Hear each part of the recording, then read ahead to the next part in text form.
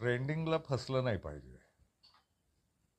2-4 विषय सोशल मीडियात खूप गाजवले जातात. एक म्हणजे ते धुरंधरचं गाणं.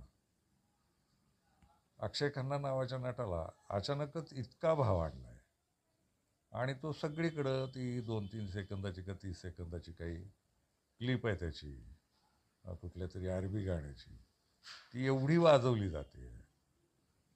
तो चित्रपट राहायला बाजूला, लोक चित्रपट पाहतही असतील, पण ते गाणं सोशल मीडियावर सगळीकडं दाबून घेतलं आहे. आणि गेल्या 3-4 दिवसापासून नितीश कुमारनं त्या मुस्लिम मुलीचा काहीतरी हिजाब ओढला, याच्यावर जोरदार आक्षेप घेणं चालू आहे.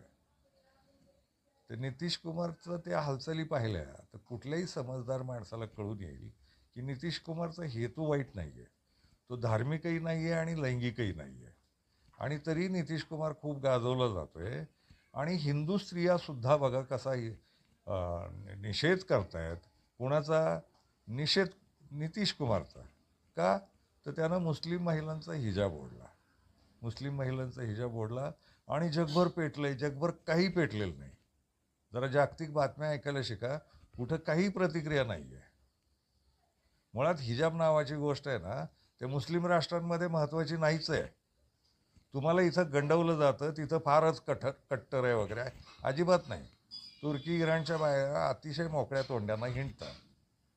इथं ते का गाजवलं जाते? तर मग याला ट्रेंडिंगचं राजकारण म्हणता येईल. तुम्हाला कुठंतरी काहीतरी वेगळीकडं भरकवायचं आणि काहीतरी दडवायचं, काहीतरी काळे धंदे आहेत आणि ते आर्थिक आणि गुन्हेगारीचेच असणार हे उघडपणे आहे. कारण केंद्र सरकारचं तेवढंच एक काम आहे, पैसा लाटणे, जनतेला लुटणे आणि पैशाचे खेळ खेळणे. भयंकर आहे. माणसं दुसरीकडं गुंतवून ठेवा आणि कामाला लावा आणि त्या फालतू गोष्टीत कामाला लावा. हिजाबचा बरा आत्ता कळवळा आला सगळ्यांना. याच हिजाबला विरोध केलेले लोक होते, आत्ता एकदम हिजाबची बाजू घ्यायला लागले लोक. कमाल आहे ना. काय करायचं ते? मुळात हिजाब असणं नसणं ही जगाची खरी समस्या नाहीच आहे. त्यांना हिजाब घालायचा आहे का नाही घालायचा आहे का आणि मुस्लिम महिलांची कोंडी हे विषय नाही आहेत. विषय आहेत आर्थिक असमानतेचे, लूटमारीचे, भ्रष्टाचाराचे आणि चोऱ्या करण्याचे. जरा सावध होऊ.